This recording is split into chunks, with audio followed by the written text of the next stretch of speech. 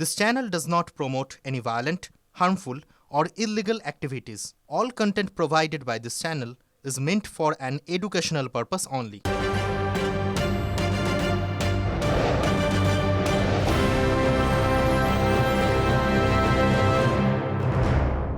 নমস্কার, সন্ধ্যের সমস্ত বড় খবর নিয়ে শুরু করছি সন্ধ্যের সুপার প্রাইম টাইম। এই মুহূর্তে দীপ আর শুভজিৎ মিত্রের সঙ্গে স্টুডিও থেকে আমি মঞ্জিরা আপনাদের সঙ্গে রয়েছি। আর শুরুতেই আনন্দপুরের খবর।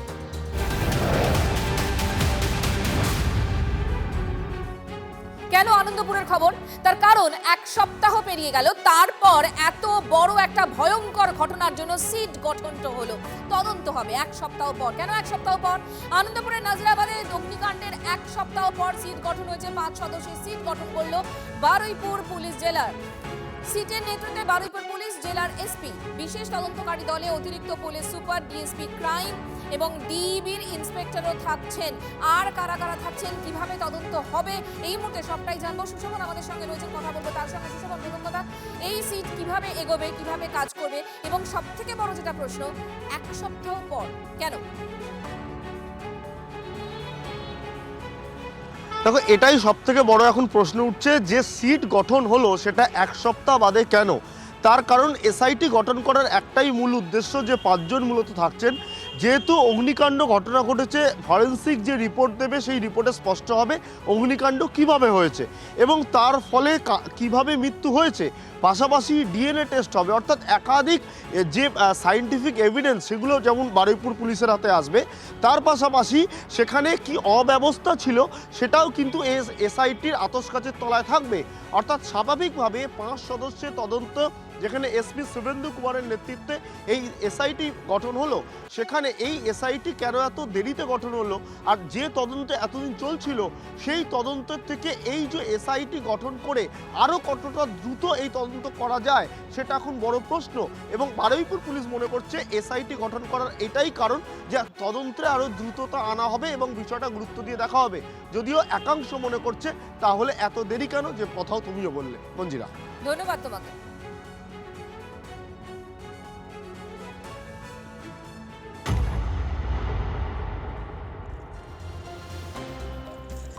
আপনারা জানেন এই ভোটমুখী বাংলায় রাজ্যে এসেছেন অমিত শাহ। ব্যারাকপুরের আনন্দপুর ময়দান থেকে, আনন্দপুরী ময়দান থেকে সেখানে তিনি জনসভা করেছেন। আর সেখান থেকে আনন্দপুর অগ্নিকাণ্ড নিয়ে রাজ্য সরকারকে তীব্র আক্রমণ শানিয়েছে। কোনো দুর্ঘটনা নয়, আনন্দপুরে অগ্নিকাণ্ডের নেপথ্যে রয়েছে মমতা বন্দ্যোপাধ্যায় সরকারের দুর্নীতি। বাংলায় এসে এমনই আক্রমণ শানালেন কেন্দ্রীয় স্বরাষ্ট্রমন্ত্রী। এখনো কেন মোমো সংস্থার মালিক গ্রেফতার নয়? 32 ঘন্টা পর ঘটনাস্থলে কেন পৌঁছলেন দমকল মন্ত্রী? প্রশ্ন কেন্দ্রীয় স্বরাষ্ট্রমন্ত্রী। বিজেপি ক্ষমতা এলে আনন্দপুর অগ্নিকাণ্ডে দোষীদের জেলে ভরারও হুঁশিয়ারি। आनंदपुर वेयर हाउस में मोमो फैक्ट्री में लगी हुई आग में मारे गए सभी श्रमिकों को श्रद्धांजलि देकर मेरी बात की शुरुआत करना चाहता। जो ये आनंदपुर वेयर हाउस में अग्निकांड हुआ है वो ममता बनर्जी सरकार के भ्रष्टाचार के चलते हुआ है। ये जो मोमो फैक्ट्री के मालिक है उसमें किसका पैसा लगा है? ये मोमो फैक्ट्री के मालिक किसके नजदीकी है? किसके साथ? विमान में मोमो फैक्ट्री के मालिक विदेश की टूर लगाए हैं, और अब तक मोमो फैक्ट्री के मालिक का अरेस्ट क्यों नहीं हुआ?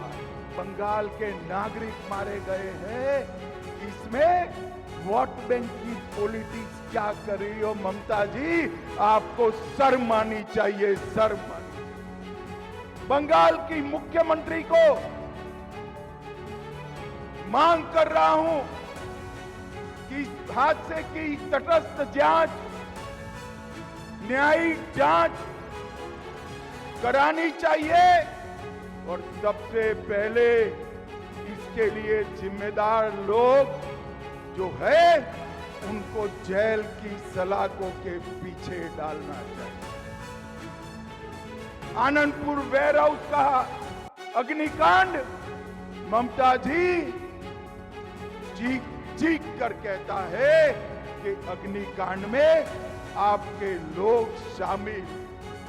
25 घंटे बाद कोई मंत्री वहां पहुंचता है, पर्यावरण का एनओसी नहीं है, वेटलैंड पर गोडाउन बना है। और मैं आज ममता जी को कहने आया हूं, पर्दा डालना है तो डालो ममता जी, पर्दा डालना है तो डालो। अप्रैल के बाद भाजपा सरकार आएगी और अग्निकांड के आरोपियों को चुन चुन कर हम जहर की सलाखों के पीछे।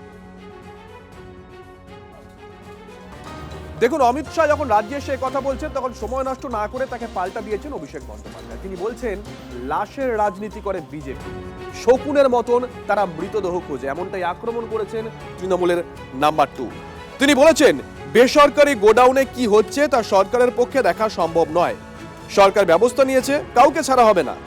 আনন্দপুর অগ্নিকাণ্ডে অমিত শাহকে এভাবেই আক্রমণ, পাল্টা আক্রমণ অভিষেক বন্দ্যোপাধ্যায়। একটা ঘটনাকে নিয়ে পলিটিক্স করা এটা বিজেপির কায়দা। বিজেপি শকুনের মৃতদেহ খোঁজে আর মৃত্যুর রাজনীতি করে, শকুনের মতো লাশের রাজনীতি। অমিত শাহ বলছেন যে আনন্দপুরে যে ঘটনা ঘটেছে তার জন্য মমতা বন্দ্যোপাধ্যায় দায়ী, 1 মাস আগে গোয়ায় যে ঘটনা ঘটেছে তার জন্য তাহলে নরেন্দ্র মোদী দায়ী। একটা মানুষ কত নিচে নামতে পারে যে এই জিনিসগুলোকে নিয়ে রাজনীতি করছে।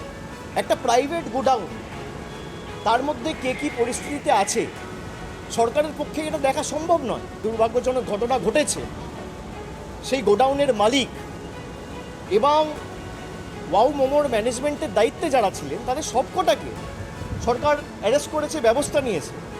এবং এর উপরেও যদি কেউ থাকে, আমরা চাই কেউ যদি এর সাথে ইনভলভ থাকে, সে যত বড় শিল্পপতি হোক, সরকার কাউকে স্পেয়ার করবে না। রাজ্য সরকার তো পুরোপুরি দায়ী। রাজ্য সরকারের কোনো অগ্নি নির্বাপক ব্যবস্থা পরিদর্শন করার বা অডিট করার কোনো জায়গা নেই। প্রত্যেকবার একটার পর একটা ঘটনা ঘটে, বলা হয় যে অডিট হয়নি। তাহলে আমাদের প্রশ্ন হচ্ছে, দমকল মন্ত্রী গোটা বছর কি করছিল, তার অডিট হওয়া দরকার। দমকল মন্ত্রী কি এটাই কাজ, গোটা বছর পুজো করব, জন্মদিন পালন করব, কখনো কৈলাস খেয়ে অমুক শিল্পী তমুক শিল্পীকে নিয়ে এসে নাচাগানা করব, এই যদি কাজ হয় তো দমকল মন্ত্রী সবার আগে অডিট হওয়া উচিত যে গোটা বছর বেটা করেটা কি। মমতা বন্দ্যোপাধ্যায় গ্রেপ্তার করবে না তো? মমতা বন্দ্যোপাধ্যায়ের সাথে সেই ওয়াও মোমোর মালিকরা, মনে নেই আপনাদের, বিদেশে গিয়ে ঘুরে বেড়াচ্ছিল। এবং আমাদের কাছে গোপন সূত্রে খবর আসছে বেশ কিছু তৃণমূল নেতা এবং মন্ত্রীর টাকা এই ওয়াও মোমোতে খাটে। নামগুলো আমরা পরে প্রকাশ্যে আনবো। মন্ত্রীর, একজন মহিলা মন্ত্রীর টাকাও নাকি খাটে এখানে, আমরা শুনেছি। এই আনন্দপুর নিয়ে প্রতিবাদে শুভেন্দু অধিকারী যে রুটে প্রতিবাদ মিছিল করেছিলেন, ঠিক সেই রুটে আজকে তৃণমূল কংগ্রেসও মিছিল করলো। মানে আনন্দপুরের নাজরাবাদে অগ্নিকাণ্ডে মৃত্যু মিছিল। পুলিশ তৃণমূলকে দায়ী করে গতকাল গড়িয়া থেকে মিছিল করেন বিরোধী দলনেতা। নরেন্দ্রপুর থানার 200 মিটার আগে শেষ হয় সেই মিছিল। মৃত্যু নিয়ে রাজনীতি করতে এসেছিলেন মানুষের পাশে একমাত্র তৃণমূল। ঢালাইগঞ্জ থেকে কামালগাজী মোড় পর্যন্ত মিছিল করে পাল্টা তৃণমূল নেতাকর্মীরা এই বক্তব্যই বোঝানোর চেষ্টা করলেন। দুটো উইন্ডোর মাধ্যমে আপনাদের আমরা মনে করানোর চেষ্টা করছি, গতকাল যে পথে শুভেন্দু অধিকারী মিছিল করেছিলেন, আজ ঠিক একই রুটে তৃণমূল কংগ্রেস মিছিল করল।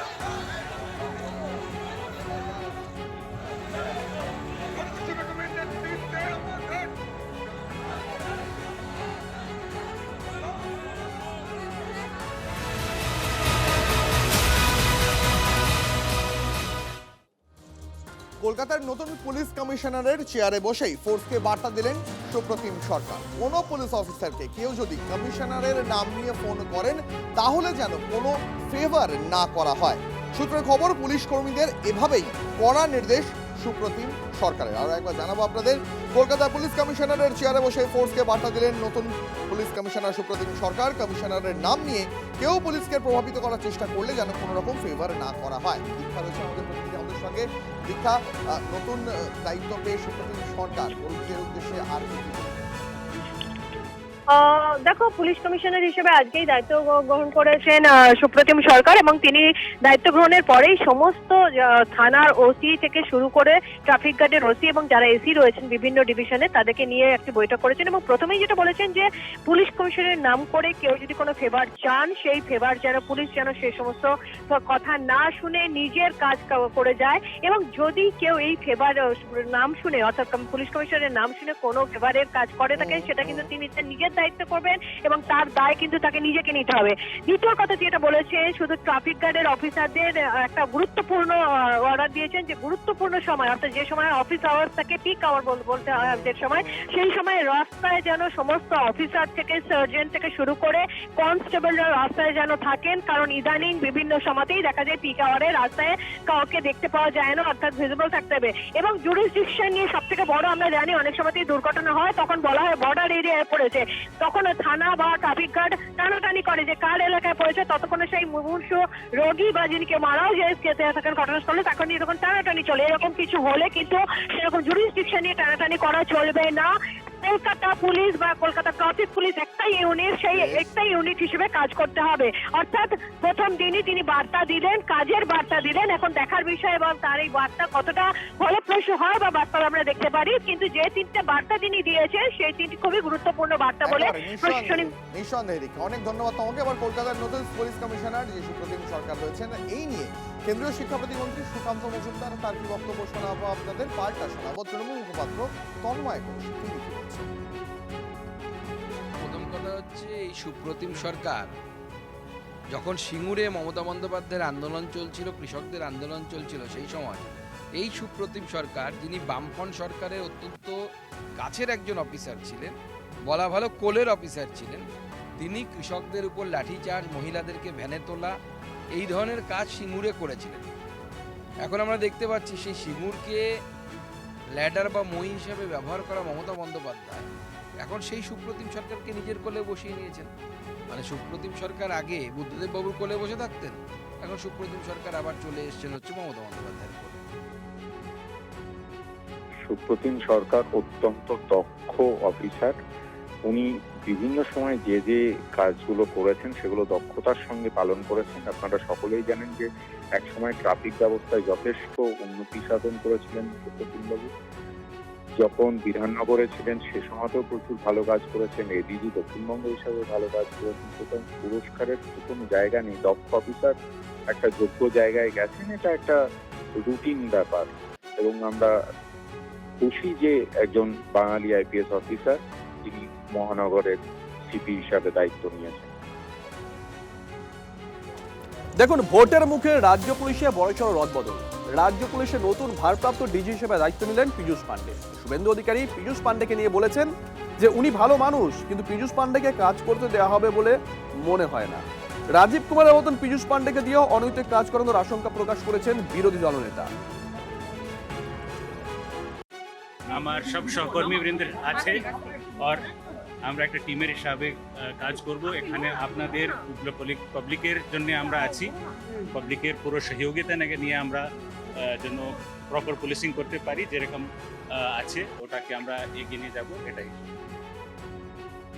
পীযূষ পান্ডে অ্যাক্টিং ডিজিপি হয়েছে, ফাইনালি ইউপিএসসি দেবে। পীযূষ পান্ডে এমনি লোক বাহ্যিকভাবে আমি যেটুকু জানি, যেহেতু এই রাজ্যে অনেকদিন ধরে আমি পাবলিক রিপ্রেজেন্টেটিভ, পলিটিক্সের সঙ্গে যুক্ত, পীযূষ পান্ডে এমনি খারাপ লোক নয়, কিন্তু ওকে কাজ করতে দেবে বলে আমার মনে হয় না।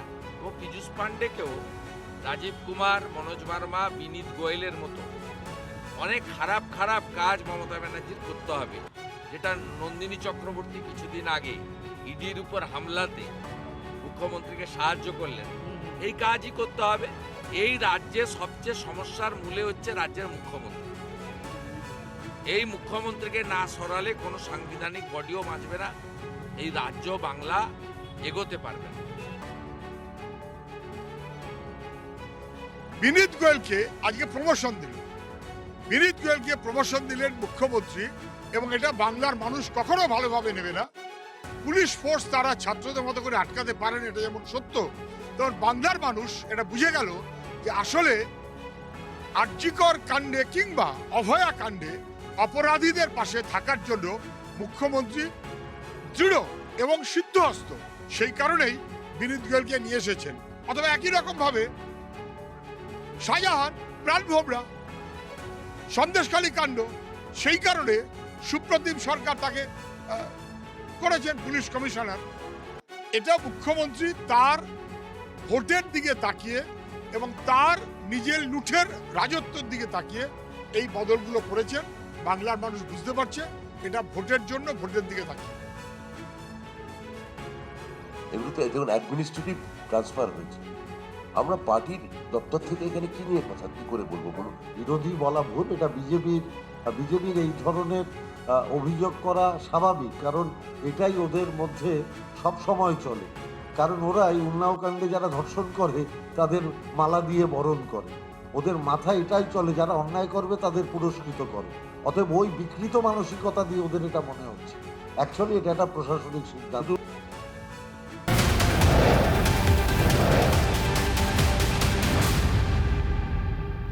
পরের খবর হচ্ছে পানীয় জল বন্ধ, কিন্তু কারণটা কি, অপরাধটা কি? অপরাধ হচ্ছে বিজেপি করায় পানীয় জল বন্ধ। কোথায় ঘটনা ঘটেছে? হুগলির গোঘাটে। এই চাঞ্চল্যকর অভিযোগ উঠে এসেছে তৃণমূলের বিরুদ্ধে। বিজেপি করার অপরাধে জলের পাইপলাইন কেটে দিয়েছে তৃণমূল। পাড়ার টিউবওয়েল থেকেও জল নিতে দেওয়া হচ্ছে না। তৃণমূল পঞ্চায়েত সদস্যের বিরুদ্ধে বিস্ফোরক অভিযোগ, যদিও যাবতীয় অভিযোগ অস্বীকার করেছেন তৃণমূল নেতা। আমাদেরকে জল খেতে দিচ্ছে না। কে দিচ্ছে না? ওই হচ্ছে হিরুলাল বাগ মেম্বার। কেন দিচ্ছেন? আমরা বিজেপি পার্টি করি আর ওরা সব তৃণমূল করে বলে এইটারই। দেখে সরকারি প্রকল্পের জল তো, হ্যাঁ, তারপরে জল নিতে দিচ্ছে না। না দিবে না, আমরা বিজেপি করি যে। কতদিন ধরে এই সমস্যাটা চলছে? হ্যাঁ, হয়ে যাচ্ছে 1 বছর ধরে। মেম্বার হয়তো আজকেও তো বাধা দিয়ে চলে গেল। সজল ধারাটা পর্যন্ত দিচ্ছে না, যে টাইম কলটা দিয়েছে না, সেই টাইম কলটা পর্যন্ত আমাদেরকে দিচ্ছে না। নিজেরা চালাবে মিনি, কিন্তু আমরা জল আনতে গেলে তখনই আবার যতবার আসবো টিটকারি বোটকারি, সবসময় ওদের টিটকারি বোটকারি লেগেই আছে। মেম্বারের মায়ের ওদের সব ফ্যামিলি। আপনারা পঞ্চায়েতে জানিয়েছিলেন? পঞ্চায়েতে অনেকবার জানিয়েছিলাম। পঞ্চায়েত কি বলছে?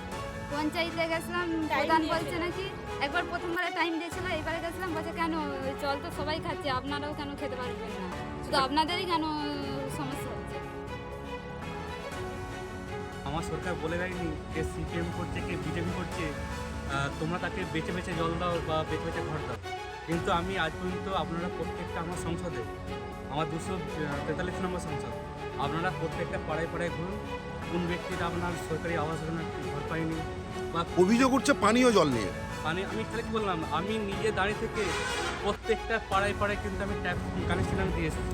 বেশ কয়েকটা করে জল পড়ছে না, দেখা যাচ্ছে। কিন্তু প্রত্যেকটা এই তো সবে ধরুন কাজ হচ্ছে, এখন কাজ কিন্তু কমপ্লিট হয়নি, এখনও কাজ কমপ্লিট হয় না। কোন পাড়াটায় জল আপনার সমস্যা হচ্ছে আপনারা নিজেরা ঘুরে দেখুন। হ্যাঁ, যদি বলে এই হিরুলাল বাগ যে মেম্বার আমাদের পাড়াতে জল দেয়নি, আমি যেটা আপনারা মিডিয়া বন্ধুরা যেটা আমাকে বলবেন আমি সেটা নেব, এটা সম্পূর্ণটাই ভুল হবে। তো তৃণমূলের তো পঞ্চায়েত প্রধানরা রয়েছেন, জান না সত্যিবাদী যুধিষ্ঠিরের মতো বলবেন আমি কিছু জানি না, আপনাদের মধ্য দিয়ে শুনলাম। ওনারা শুধু এসি ঘরে বসে থাকেন আর ওই শুধু সবার সাথে গা ঘষতে ভালোবাসেন, ওনারা কাজ করতে ভালোবাসেন না। ওনারা সবসময় বিরোধীদের উপর তোপ লাগাতে জানেন আর ক্ষমতায় চেয়ারটা আগলে ধরে বসে থাকতে জানেন। তো যখন বলবে জানি না, আমি বিরোধী দলনেত্রী হয়ে পঞ্চায়েত প্রধানকে বলছি চেয়ারটা আপনি ছেড়ে দিন, কাজটা ভারতীয় জনতা পার্টির কর্মীরা করে আপনাদেরকে দেখিয়ে দেবে।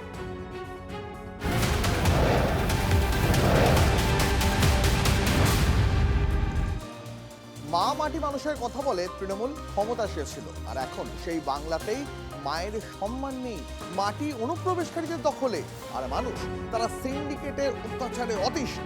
বাংলাতে এইভাবেই রাজ্য সরকারকে তীব্র আক্রমণ করলেন অমিত শাহ। केरल में त्रिवेंद्रम कॉरपोरेशन पहली बार बीजेपी जीता और मुंबई कॉरपोरेशन और सारे महाराष्ट्र के म्युनिसिपल कॉरपोरेशन में ये ममता दीदी के इंडी अलायंस का सुपड़ा साफ हो गया। सुपड़ा बंगाल वालों, अब बारी बंगाल की है। मां, माटी और मानुष का नारा देकर ममता बनर्जी सत्ता में आई। यहां पर मां असुरक्षित, महिलाओं की सुरक्षा का कोई ठोर ठिकाना नहीं। माटी, भूमि, घुसपैठ ये हजम कर गए हैं और मानुष ममता की सिंडिकेट से परेशान। मां, माटी और मानुष तीनों की रक्षा करनी है तो वंदे मातरम का सम्मान करने वाला कमल फूल का भारतीय जनता पार्टी का सरकार बनानी पड़ेगी। भारतीय जनता पार्टी की सरकार। কর্মী সভা থেকে তৃণমূলকে আক্রমণ করলেন অমিত শাহ, পাল্টা কি বললেন কুণাল ঘোষ, এবার শোনাই আপনাদের। ঘৃণ্য অপরাধ আগের থেকে অনেক কমেছে, আমরা চাই একটাও না হোক। যদি কোথাও হয় পুলিশ সঙ্গে সঙ্গে দোষীকে অ্যারেস্ট করছে এবং দ্রুত তদন্ত বিচারের পর ফাঁসির রায় থেকে যাবজ্জীবন আদায় করে আনছে। অন্যদিকে এই অমিত শাহের সরকার যেখানে আছে, উন্নাও, হাতরাস, প্রয়াগরাজ, ওড়িশা, মণিপুর, দিল্লি, গুজরাটের বিলকিস কি করেছেন অমিত শাহ আপনারা? দেখুন, ভোট আসতে এখনো কয়েকটা দিন বাকি আছে, কিন্তু এর মধ্যে নেতাদের এই হুমকি হুঁশিয়ারি কিন্তু চারিদিকে ইতিমধ্যেই শুরু হয়ে গেছে। বিজেপি নেতাকর্মীরা ভোট চাইতে গেলে তাদেরকে বেঁধে রাখুন। দিনের বেলা প্রকাশ্য মঞ্চ থেকে এমনটাই নিদান দিচ্ছেন তৃণমূল কংগ্রেস বিধায়ক খোকন দাস। বিরোধীদের শাসানি দেওয়া তৃণমূলের কালচার, এভাবে আবার তোপ দেখেছে বিজেপি। অন্যদিকে হুমকি নয়, মানুষকে প্রতিরোধের ডাক দিয়েছি, এমন সাফাই দিচ্ছেন তৃণমূল কংগ্রেস নেতারা। আমরা মনে করলে কি না করতে পারি? আমরা মনে করলে বর্তমান শহরে বিজেপিকে মিটিং করে দিতে পারি। 5 মিনিটে মিটিং বলে দেবো, এখানে মিটিং হবে না, সব গুটিয়ে চলে যাবে। বিজেপি যে লোকরা যেখানে প্রচারে যাবে ধরে বেঁধে রেখে দেবে। তিনি বিজেপি কর্মীরা প্রচারে গেলে তাদেরকে বেঁধে রাখার হুমকি দিচ্ছেন। এটা নতুন কিছু নয়, তৃণমূল কংগ্রেস এই ধরনের হুমকি দিয়ে থাকেন এবং বাংলায় হিংসার রাজনীতি জন্মদাতা সিপিএম, তারপরে সেটাকে পালন করছে তৃণমূল কংগ্রেস। আর তারা এইভাবে আতঙ্কের পরিবেশ করে এর আগেও 300-র বেশি আমাদের ভারতীয় জনতা পার্টির একনিষ্ঠ কার্যকর্তাদের হত্যা করেছে। আগামী নির্বাচন আসছে, আর সেই পরিকল্পনা নিয়ে আবার একটা আতঙ্কের পরিবেশ তৈরি করতে চাইছেন। কেউ বলছেন বেঁধে রাখতে হবে, কেউ বলছে জ্যান্ত জ্বালিয়ে দিতে হবে। বিজেপিকে বেঁধে রাখা মানে তো আক্ষরিক অর্থে বেঁধে রাখা না, তবে কোথাও একটা আটকাতে হবে। বিজেপি ভারতবর্ষের ঐতিহ্য, সংস্কৃতি সবকিছুকে ধ্বংস করে দেওয়ার জন্য তারা রাজনীতি করছে। স্বাভাবিকভাবেই বিজেপিকে আটকাতে হবে। এই আটকানোর কথাই বিধায়ক বলেছেন, প্রতিরোধের কথা। এই প্রতিরোধ আমাদের সংস্কৃতিকে বাঁচানোর জন্য দরকার, আমাদের দেশকে বাঁচানোর জন্য দরকার। দেখুন, ভোটের বাংলায় নেতাদের মুখে শুধুমাত্র হুমকি আর হুঁশিয়ারি শুনতে পাচ্ছি, মানে একেবারে লাগাম নেই যাকে বলে। এ বলে আমায় দেখতো, ও বলে আমায়। তৃণমূলের মেজো সেজো নেতারা কেউ পিছিয়ে নেই। ভোটের আগে প্রচারে থাকতেই কি মুখে 20 বাক্যের পরা ছুটাচ্ছেন নেতারা? প্রশ্ন তো উঠবেই। আপনার রান্নাঘরে যে আগুন লাগিয়ে দিয়েছে, তারা কদিন বাদে ভোট চাইতে আসবে। আমার মায়েদের বলবো, আপনাদের কাছে সবচাইতে বড় অস্ত্র কি বলেন তো? মায়েদের বড় অস্ত্র কি? সবার বাড়িতে আছে একটা নয় 3টে করিয়া। একটা শোয়ার ঘরে বিছানা পরিষ্কার করার জন্য, একটা রান্নাঘর পরিষ্কার করার জন্য, একটা গোয়াল পরিষ্কার করার জন্য, উঠান পরিষ্কার করার জন্য। ওই অস্ত্র প্রত্যেক বাড়িতে আছে, হিন্দু হোক মুসলমান হোক। অস্ত্রটা কি? ওই ভোট চাইতে যখন আসবে, ওই অস্ত্র দিয়ে ডাঙারও দরকার নাই, শুধু অস্ত্র দিয়ে আওয়াজ করবেন যে আছিস ভালো কথা, ভোট যদি চাস তাহলে এইটা তোর পিছন পড়বে, সাবধান, এটা থাকি পালা। বলেছি মেরে হাত পা ভেঙে দেবো। কারণ তোমরা যদি মুখ ওরকম দেখাও, এটা তৃণমূল কংগ্রেস হিসেবে বলছি না, বাংলার একজন নাগরিক হিসেবে, কালীপুরের একজন ছেলে হিসেবে বলছি। আমার সাংসদ এখানে বক্তব্য রাখছে, এত জানোয়ার ছেলে, বিজেপির ছেলেগুলো এখানে গালাগাল দিতে যাচ্ছে। এবারে বলেছি কালীপুরে যদি সভা করতে আসো সামনে যেও, কারণ আপনারা জানেন যে আমি চা খেতে গেলে বিজেপিতে ডানপিতে যত ছেলে আছে তার থেকে বেশি ছেলে আমার সাথে চা খেতে যায়, অত সোজা নয়। এবারে বলেছি এখানে পায়তারা করলে হাত পা মেরে ভেঙে দেবো। ওরকম গান্ধীজির মতো পারবো না, এক গাল চর খেলে আরেক গাল বাড়িয়ে দিতে। আমি সূর্যদেব, আমি পারি না। ও আমার সাংসদকে, আমার ওয়ার্ডের সাংসদ এসছে, অপমান করবে, ওরা গালাগাল দেবে, আর আমি ওদেরকে কি করবো? চুমু খাবো? ওরকম হয় নাকি? মারার বদলে ভাই মার, ওইসব কোনো অন্য কিছু সিন নেই। যখন হাওয়াই চটি পরে রাস্তায় ওই 70 বছরের বৃদ্ধা মমতা বন্দ্যোপাধ্যায় নামতে শুরু করলেন, তখন এই বাদরের বাচ্চা জয় শ্রীরাম ধরি তোলা এই বিজেপির বাচ্চারা বুঝতে পারলো পশ্চিম বাংলার মাটি তৃণমূল কংগ্রেসের ঘাঁটি, পশ্চিম বাংলার মাটি মমতা বন্দ্যোপাধ্যায়ের ঘাঁটি, পশ্চিম বাংলার মাটি অভিষেক বন্দ্যোপাধ্যায়ের বদ্ধ ঘাঁটি। এ ঘাঁটিতে পদ্ম চাষটা আর হবে না। সাপোর্ট দিতে হবে বাংলা বিরোধীদেরকে, বাংলায় প্রয়োজন নেই, বাংলা বিরোধীদেরকে ফতুলপুর বিধানসভায় থাকতে দেওয়া যাবে না, বাংলা বিরোধীদেরকে বিসর্জন করতে হবে, বাংলা বিরোধীদেরকে উৎখাত করতে হবে। বিধায়কের উপর হামলার ঘটনায় জড়িতদের না ধরে উল্টে বিজেপি কর্মী সমর্থকদের বিরুদ্ধে মিথ্যে মামলা দায়ের করার অভিযোগ। এই অভিযোগে সোনামুখী থানা ঘেরাও করলেন বিজেপি কর্মী সমর্থকেরা। গত 26শে জানুয়ারি সোনামুখীর মহেশপুরে বিজেপি বিধায়ক দিবাকর ঘরামির ওপরে হামলার অভিযোগ ওঠে। তারই প্রতিবাদে আজ সোনামুখী থানা অভিযানের ডাক দেয় বিজেপি। জোর করে থানায় ঢোকার চেষ্টা করে বিজেপি কর্মীরা, পুলিশ ব্যারিকেড করে মিছিলের পথ আটকালে উত্তেজনা ছড়ায়। আমাদের প্রতিনিধি হীরক এই মুহূর্তে আমাদের সঙ্গে রয়েছে। হীরক, বিজেপি নেতাকর্মী সমর্থকেরা একটা অভিযোগ করছেন যে যারা তাদের বিধায়কের উপর হামলা করেছেন পুলিশের তাদের গ্রেপ্তার করা উচিত, তা না করে পুলিশ বিজেপি কর্মী সমর্থকদের বিরুদ্ধে মিথ্যা মামলা দায়ের করছে। একেবারে দেখো, এই অভিযোগটাকে সামনে রেখেই আজকে কিন্তু বিজেপি সোনামুখী থানা ঘেরাওয়ের ডাক দেয়। মূলত বিজেপির তরফে যেটা অভিযোগ যে গত 26শে জানুয়ারি স্থানীয় সোনামুখীর বিজেপি বিধায়ক দিবাকর ঘরামি তিনি যখন মহেশপুর গ্রামে গিয়েছিলেন সেই সময়ে একদল ব্যক্তি তার গাড়ি লক্ষ্য করে ইট পাটকেল ছড়ে তাকে ঘিরে বিক্ষোভ দেখায় এবং তাকে অশ্লীল ভাষায় গালিগালাজ করে। যাদের বিরুদ্ধে অভিযোগ দায়ের করেছিলেন বিধায়ক এই ঘটনার পরে তাদের গ্রেপ্তার না করে পুলিশ পাল্টা একটা মামলা করে, যে মামলায় কিন্তু বিধায়ক সহ বিধায়কের বেশ কয়েকজন অনুগামীকে মিথ্যা মামলায় ফাঁসানো হয়। এবং বিজেপির যেটা দাবি যে এই মিথ্যা মামলা যতক্ষণ না মিথ্যা মামলা প্রত্যাহার করা হচ্ছে এবং এই বিধায়কের উপরে হামলার ঘটনায় দোষীদের গ্রেপ্তার করা হচ্ছে ততক্ষণ পর্যন্ত তারা আন্দোলনের রাস্তা থেকে সরছেন না। আজকে তারা থানা ঘেরাও করছেন এবং পরবর্তীতে আরো বৃহত্তর কর্মসূচি তারা গ্রহণ করবেন। আজকে এই থানা ঘেরাও কর্মসূচি ঘিরে সাময়িক উত্তেজনা তৈরি হয় সোনামুখী থানা এলাকায় এবং যখন এই বিজেপি কর্মী সমর্থকরা তারা জোর করে থানায় ঢোকার চেষ্টা করে সেই সময় পুলিশ ব্যারিকেড করে তাদের আটকানোর চেষ্টা করে এবং সেই সময় পুলিশের সঙ্গে কার্যত ধাক্কাধাক্কি হয় বিজেপি কর্মীদের। তারপর বিজেপি কর্মী সমর্থক যারা মানুষের কি গণতান্ত্রিক অধিকার এটা চলে গেছে নাকি? এটা কি ভারতবর্ষের মধ্যে নয় এই পশ্চিম বাংলা যেখানে বিক্ষোভ দেখাতে পারবে না? এই শান্তিপূর্ণ মিছিল কোথাও কোনো একটা গাড়িতে ডিস্টার্ব করেনি, কোথাও কোনো আমাদের কর্মীরা বাজে স্লোগান দেয়নি। তারপরে তৃণমূল বারবার এই বিজেপির মিছিলকে বিজেপির মিটিংকে বানচাল করার জন্য